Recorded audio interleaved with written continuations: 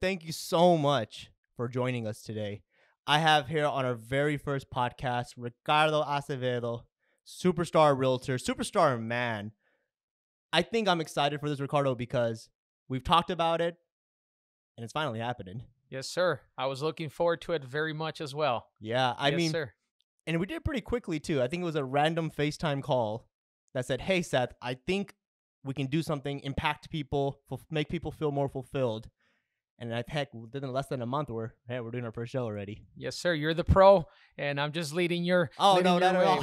man. No, definitely. This is you're the lead. I'm just the following. I think I'm excited because we talked about how I think I'll be sort of representing the viewers, and you're teaching. You're the professor in the classroom, and we're just all trying to take notes and become better at this. I'm excited. I'm excited to pour information, pour years worth of preparation, and a lot of the things that life experiences and businesses has taught us. That I'm just excited to share it and Awesome. give it all out to people. Cool, man. Yeah. Well, hey, we kind of have a loose format.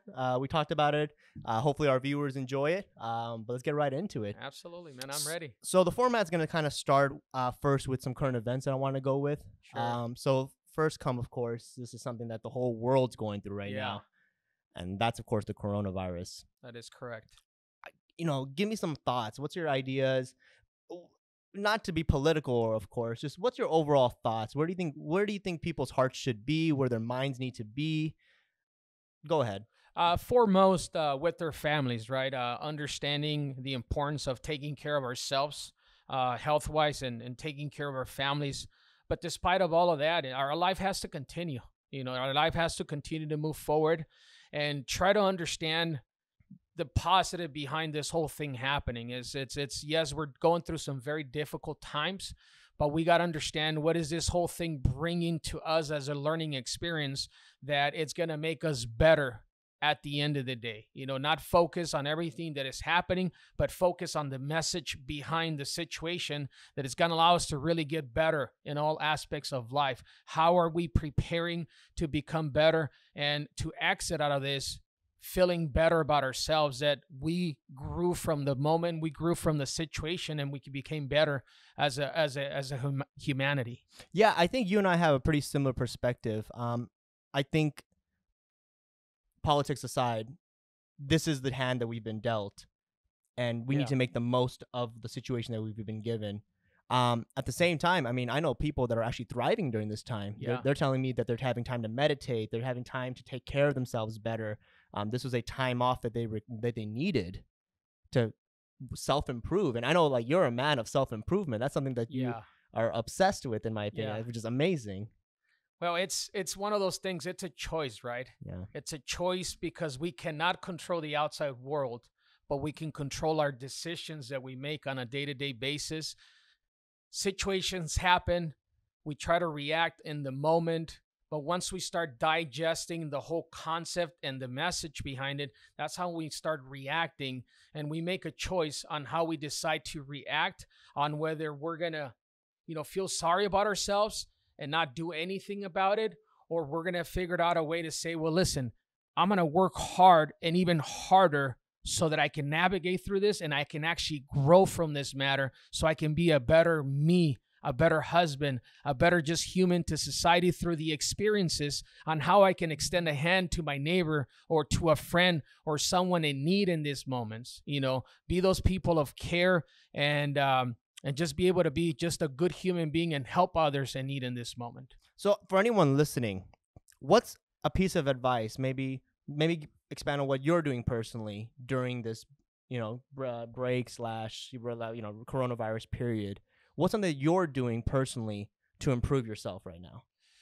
I'm doing a lot of things, man, from, just meditation, from my spiritual connection with God, digging deeper into my soul as to understanding the message behind everything, and how am I getting a message of, okay, what am I trying to do with myself to improve and help others through the message? We've been very blessed in many aspects, But at the same time, is we got to give, right? We got to give some of that knowledge or some of that time, or just listen to somebody in need.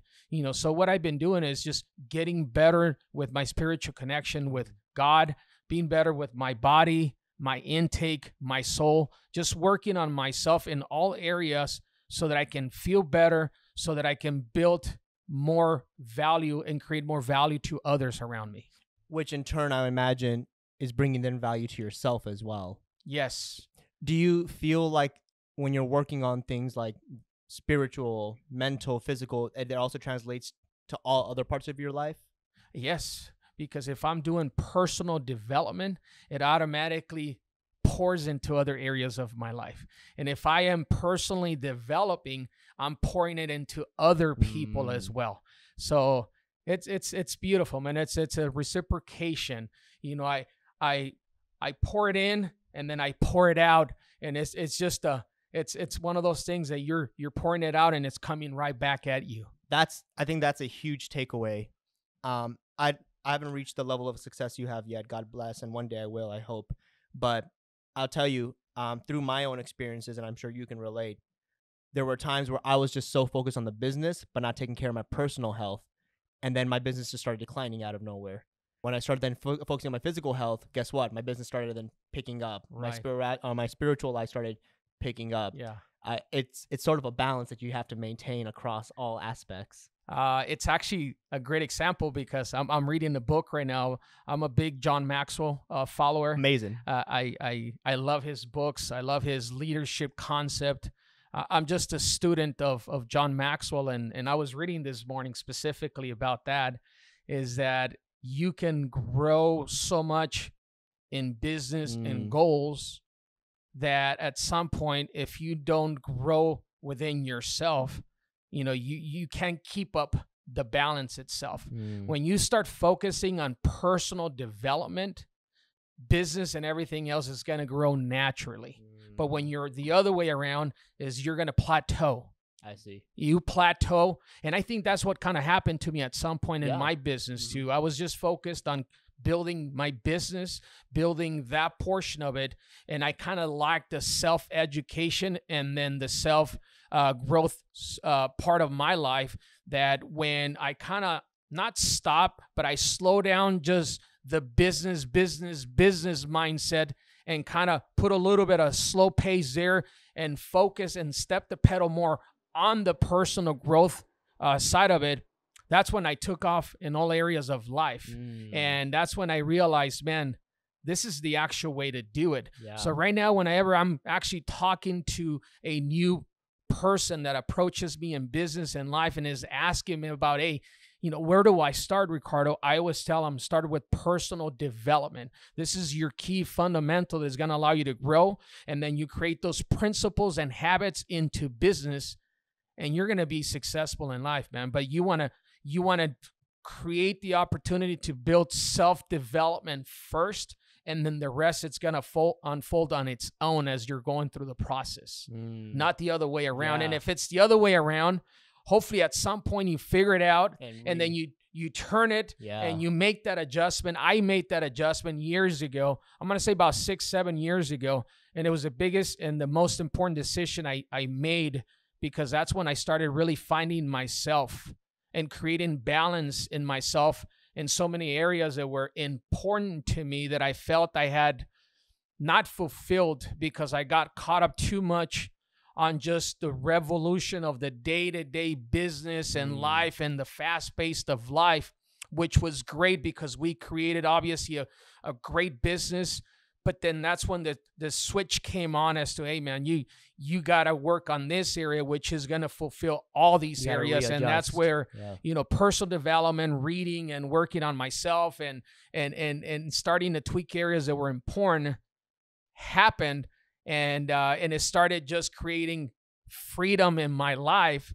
And ever since then, man, I'm just obsessed with, continuing to learn more and continue to grow in that area, because I'm enjoying it a lot. I'm enjoying it a lot. And in return, I enjoy sharing it as I'm going and growing with it. No, and I think we appreciate that. I mean, I've seen your morning routine. I've seen the habits that you've built. I wasn't there, of course, when you were building the habit, but I have seen the results of those habits. I mean, heck, you're strong. You're looking great. Thank you. You're successful. I mean, this is, I think, I said this to you before, but I think you almost have, I won't say perfect because I don't think there's nothing perfect, but you have the ideal family life. You know, you have a successful business, you have a supportive family, you have 10 kids, which is awesome. Yes. They're all active, successful. I think your daughter's going to college. She's got accepted to a college. So you sort of have like that, you know, perfect, I don't want to say perfect, but, you know, the perfect ideal life that most people are aiming to have. And sort of, they don't need to reinvent the wheel. Just follow it. Got it. And that is correct. yeah. And see, that's the reason why I do my post of my daily rituals, which is my reading, my workouts, my drills with our boys, and kind of our daily lifestyle when it comes down to the preparation. It's because I want to share it with my audience, with my friends and my sphere, so that they could see that what we built and what we have created among that process, it's all possible. Whether you have one kid or you have none or you have 5 or 6, as long as we have good habits in our lives, we could create freedom in all areas of our life. As long as we manage to have a plan, we create good habits, and therefore we create the discipline that it takes in order for us to create freedom in whatever area of our life we're trying to create that freedom. No, that makes sense. Absolutely. Well, switching gears, I want to go to the next topic. What do you think about social media? Like you started when you were 25 in the real estate business. What sort of impact has social media made on your business and your personal life? Well, it's kind of where everything is at now, right? Yeah. Nowadays, we started obviously in the business when nothing like this was around. So it has evolved so quickly that now, we have transitioned to utilize the system and utilize the platform, because all of our customers are in social media, majority of them. So, obviously we're trying to get the message. We're trying to offer our services. We're trying to basically extend, our information to our clients, through the channels. But it's huge, man. Yeah. It's definitely huge. It's a platform that you can get to thousands and millions of people a lot easier and quicker, and get your message across faster. So we're definitely utilizing it to the best of our abilities. Yeah. I think with social media, it's more about just having a presence. Right. I think it's now to the point where if you don't have a Facebook or Instagram, are you a real person? Right. Yeah. There's I can't tell you how many times I go out and meet new friends. And back in the day, it used to be, oh, what's your phone number? Right. Now it's, oh, hey, what's your Instagram? Yeah. Oh, hey, what's your Facebook? I'm getting used to that, Seth. I wasn't obviously a big social media guy, very old school type of guy, but I've been forced to start evolving, adjusting, and making the changes. And it's been difficult, but I've been challenged to get great at it. I think that's probably more important for the viewers, by the way, is that the message you can give them for those who are still on the fence. They're like, no, you know what? I'm going to do it my way. Right. I'm old school. I'm not going to. What kind of advice would you give to them about social media?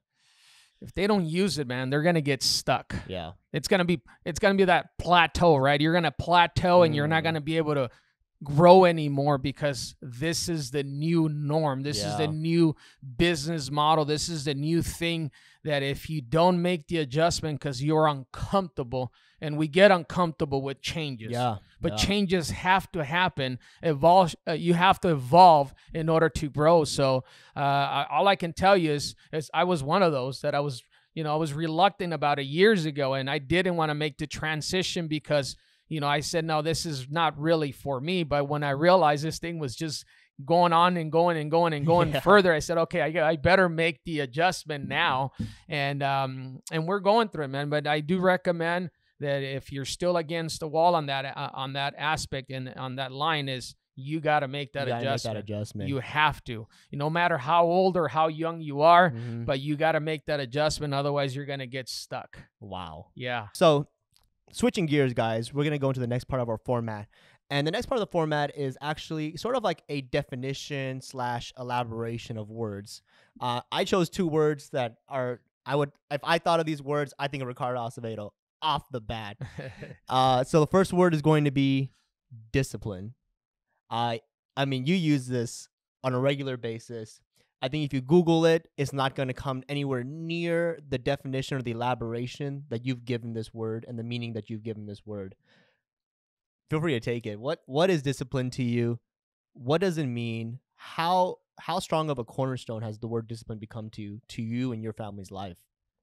It's freedom, Seth, and I go back to that word because discipline has created freedom for me to make choices and decisions as to what I want to create in life, what I want to do.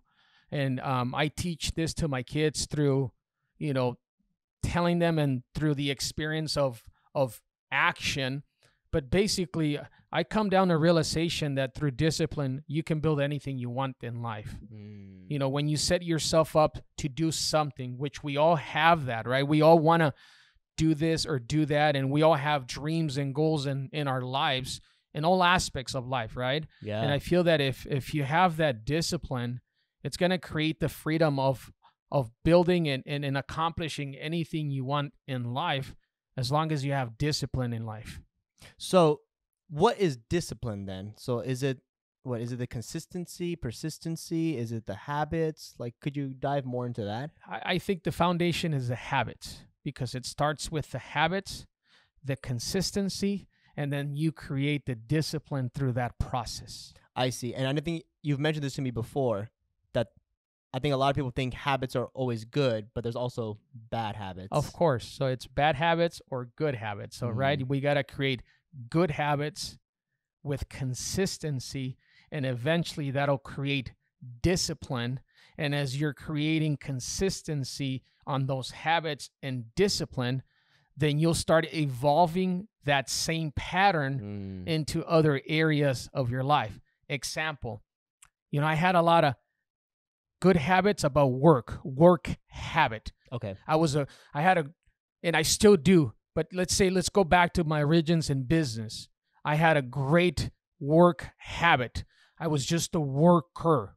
With consistency, I created discipline. So what I started doing is I started realizing, okay, this is a very strong area of habits that created consistency and then a discipline in my life. How can I utilize this formula to now use it towards my health, towards my personal life, and towards other areas, so that I can have the same success in those areas that I've had in my business? So all I did is I used the same formula to start creating the same principles and the same habits into the next line, and into the next one, and into the next one, which it went to my physical, to my intake, and to my spiritual, and so many other areas, that all I've been doing is just using the same format to start building discipline and better habits in other areas of my life. That's huge,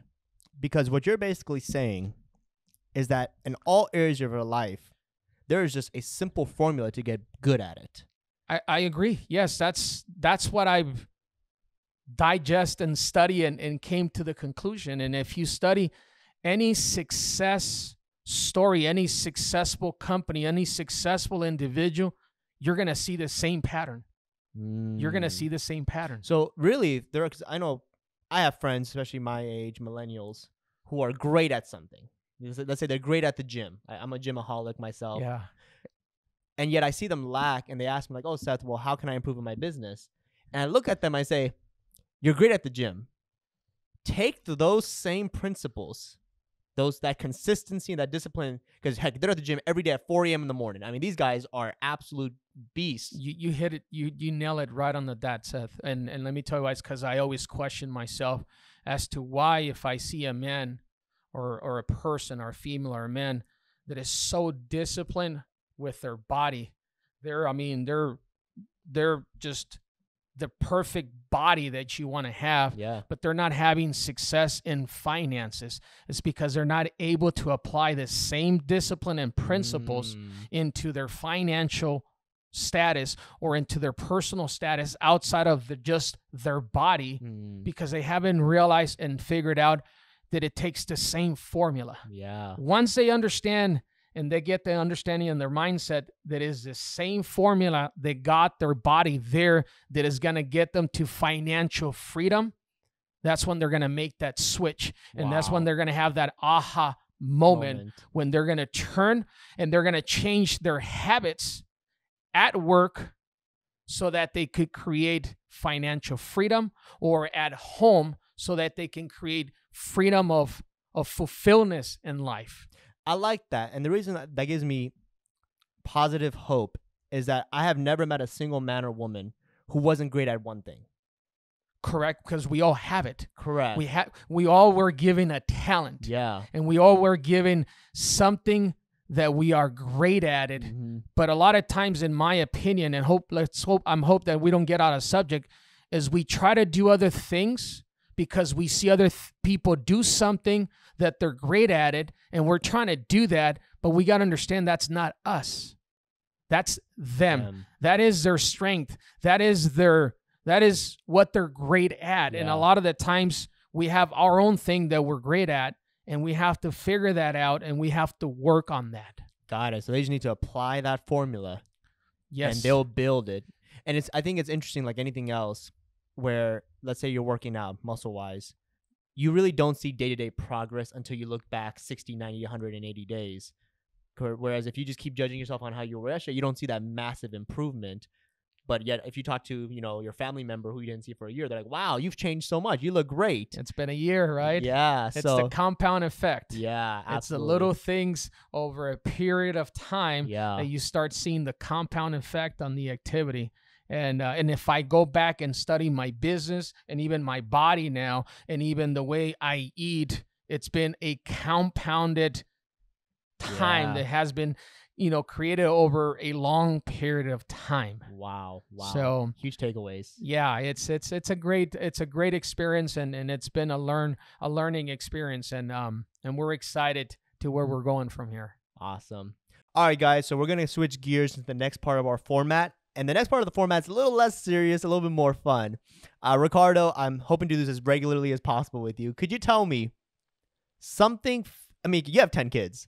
I can almost imagine yours is like a storybook of experiences on a daily basis. Yeah. I was thinking, what's something fun or funny that's happened, a little bit of maybe a personal experience that's happened within, recently, no specific time frame that you'd like to share? My 2-year-old, man. Oh, yeah? Oh, yeah. My 2-year-old is... what's his name? His name is Carlos. Okay. Carlos Ricardo. He is just funny. He is confident. At 2, that's awesome. At 2. Yeah? He Wow. walks. He does things, man, that I'm just... It's so fun to get home and just watch him conduct himself with the older brothers, trying to hang with the older brothers, thinking he's stronger and bigger than the older brothers. Just to give some context, the older brothers are what, 16 or how old are they? So my oldest son is 16 years old, and my daughter's 17, which she's my oldest. So we have a 2-year-old trying to interact with a 16 and a strong 15, baseball 11. player. Yeah. He's like, he's trying to, because my kids are physically fit. They lift weights. Yeah. They're always physically active. And he looks up to my older son, and the way they say hi to each other is like this. But just the things that he does, man, it's hilarious to watch this kid, how advanced and bright he is for being a 2-year-old. Yeah. But he's a product of his environment because he's trying to fit in with the older guys. Therefore, that pushes him to elevate the way he conducts himself, because he wants to conduct himself just like the older boys. So it's really fun to watch him. I think I've seen him. He also works out in the morning with you guys as well, right? Not him, not the 2-year-old. Not the 2-year-old. Okay. He'll be there probably in the next 2 years, maybe, but not him just yet. And just to clarify, I know we've had this in a video before, but you never force your boys to work out with you. No. They just naturally get funneled into the environment. Yeah, they just like the younger 2, which is the last 2 that kind of joined the group. It's my 5-year-old and my 7-year-old. Yeah. But they started about a year ago, or more than a year ago. Mm-hmm. They just showed up to the garage and they were on their clothes, ready to go. And I was like, what are you guys doing here? And like, we're here to work out. And ever since then, they're there every single day. and they push each other. Yeah. You know, they're there every single day. Oh, I've seen because them. it's part of just the norm, the family norm, is they show up because that's what we do on a day-to-day basis, Monday through Friday. And it's fun, man, because they're accountable to each other. Yeah. They're accountable to each other, and I'm accountable to them because I got to show up. Yeah. I got to set the bar. I got to set the example towards the group, and it's fun. You know, they keep me on my toes for sure. Yeah, I think I'll suggest to you guys, if you have not seen the video yet, we'll drop in the link below, is a workout video of him and his sons. And you'll see a majority of the boys there working out. Even Sandra, his wife, works out every morning as well. Yeah. And they are like, wow. Like, we're talking about special forces, SEALs. Like, they're a team, and it's amazing to see the synergy going on between them at this age. And especially because, I mean, heck, you're talking about 5-year-olds, 16, we're talking about some pretty big gaps. Yes. And yet each one of them are holding themselves accountable, right? It's the environment, man. And let me tell you this, I'm excited to see the environment, the way they conduct themselves, the way they speak, because they're naturally, in my opinion, gonna hold into themselves into the environment of what I am and what I speak and what I believe, because that's what they're surrounded by. Yeah. And I'm excited because they're just a product of the environment. They're building their own foundation, but everything is through habits, discipline, consistency, and we're just trying to create the right fundamentals on them so that they can utilize that towards whatever area of their life they want to apply it towards, so that they can create freedom on their own in whatever makes them feel free and fulfilled. Yeah, absolutely. It's fun. It's fun, man. And I'm excited as a parent to see to that, be part of that process and that progress. That's going to be awesome. Well, I want to use that to switch gears, actually, because you touched up on the next part of our format, which is a little bit more open format, a little bit more, a little bit more on the serious tone again. You used a term right now, which was you are a product of the environment. And I've been hanging out with you for a while, and I've been hearing that. And I also heard that yesterday. You were on a Zoom call yesterday, and you were talking about some of the first-time realtors and what they should be doing.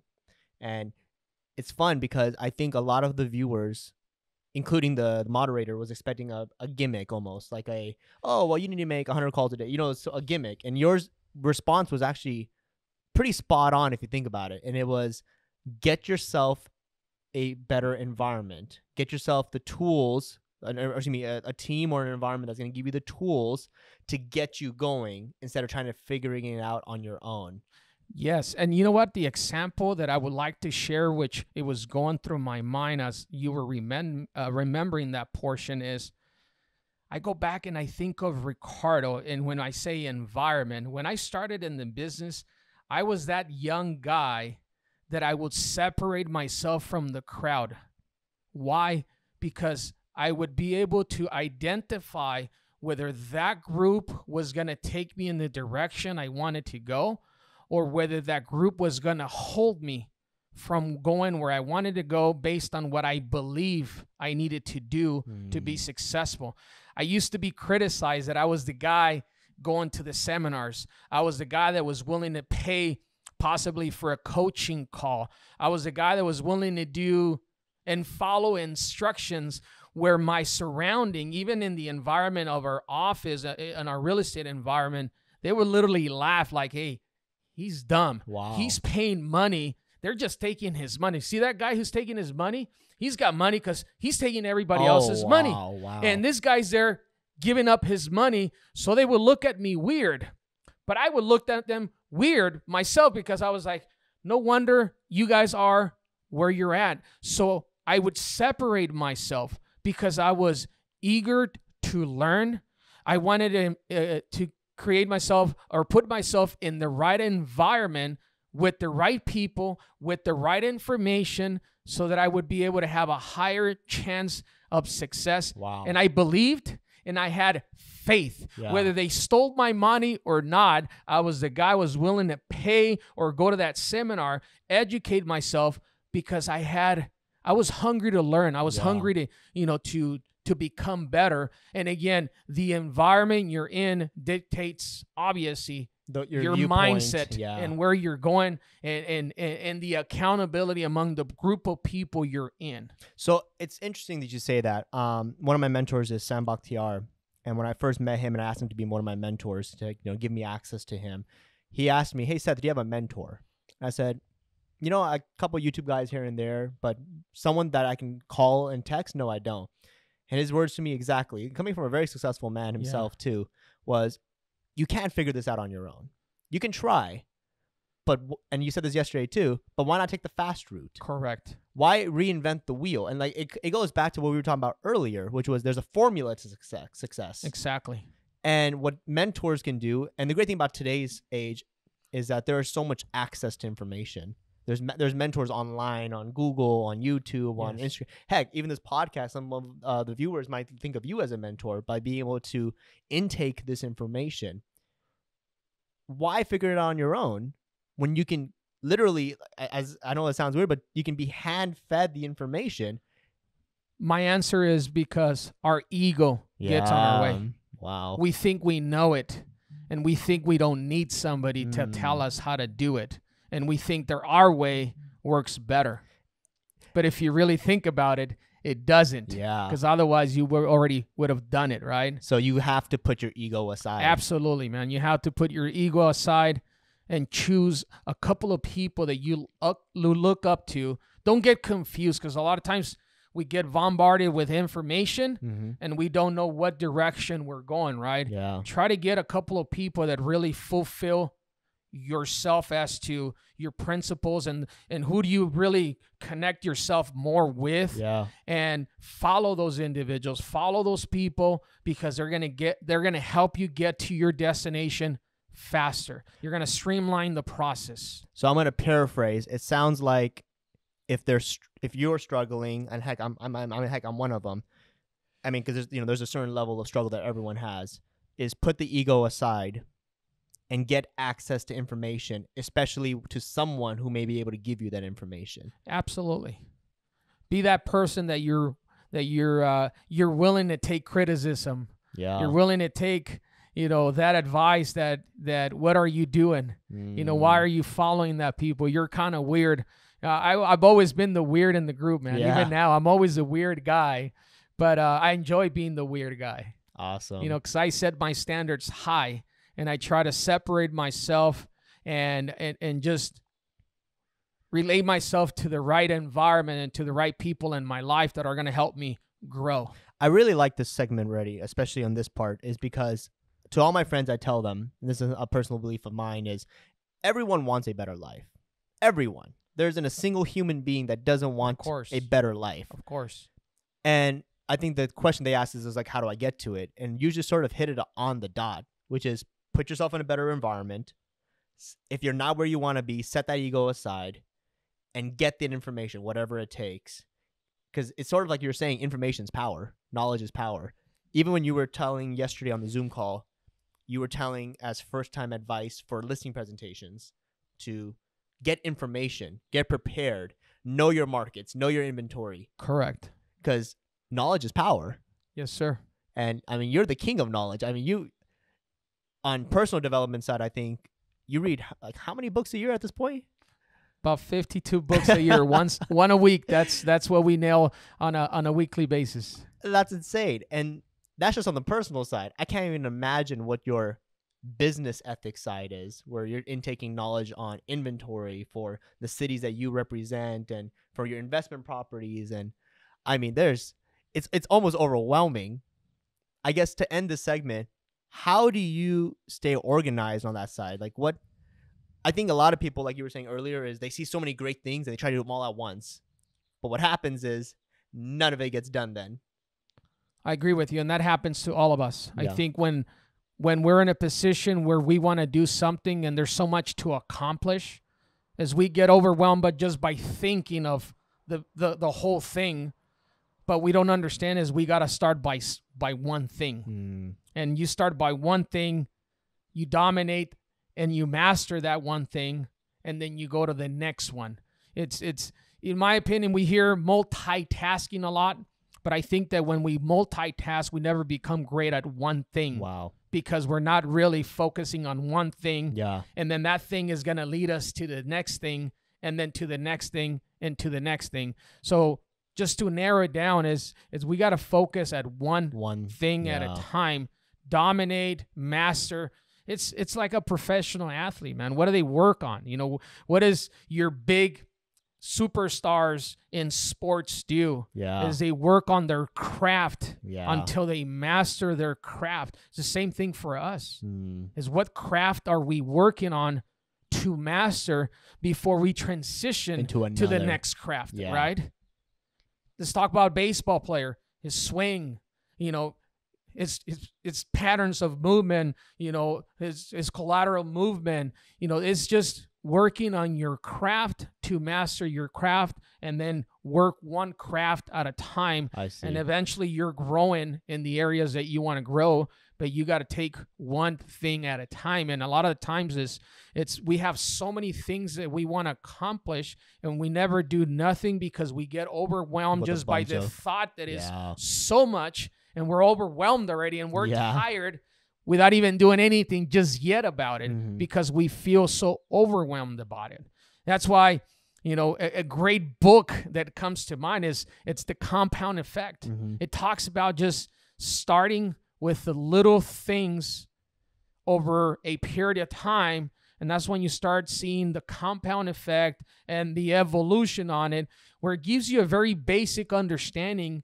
It's the little things that make the difference over a period of time. And that's when you start creating momentum, and that's when you start growing and building and mastering that craft that you're working on. You know, if I go back to, let's say, my real estate beginnings, that's what I did, man. I used to door knock like crazy. I used to get on the phone. I used to do the same thing over and over and over until I became a master at it. And then I started working on other areas. As I was growing in this area, those automatically led me to the next few things that I worked on to master the next one, and then the next one. So we got to start by the basics. And I know we hear this a lot, start by the basics, but we don't quite seem to understand what that is, because that's where it all starts. Wow. Well, I do want to say that we're going to leave a link at the bottom of this to Darren Hardy. That's the author of The Compound Effect. That's a great book, man. Great book. There's multiple takeaways from this podcast already, but I tell you right now, guys, that book is amazing. And so if you want to pick it up, we'll put a link at the bottom to Amazon. Have you read that book? I have, yeah. Yeah, it's a great book, man. I've read it a couple of times, and anytime I can get my hands on it, I reread it again. Yeah, the concept of, you know, like for the marathon idea, right, which is you add a couple of steps every day, and then within a certain amount of days, you have one meal, one thing that you're changing, which a lot of times you think it's just, but that's so easy. Yeah. But why don't we do it if it's so easy? Yeah. Because we think it's so easy. That's why we don't do it, and we don't understand that it's gonna compound over slowly time to get you where your goal needs to be. Yeah, it's amazing. Yeah, I've experienced that. When I read that book, Seth, I was like, that's my life. Yeah. That's Ricardo in so many areas, and that's why anytime I have room, I like to go back and reread it, because it re-engages me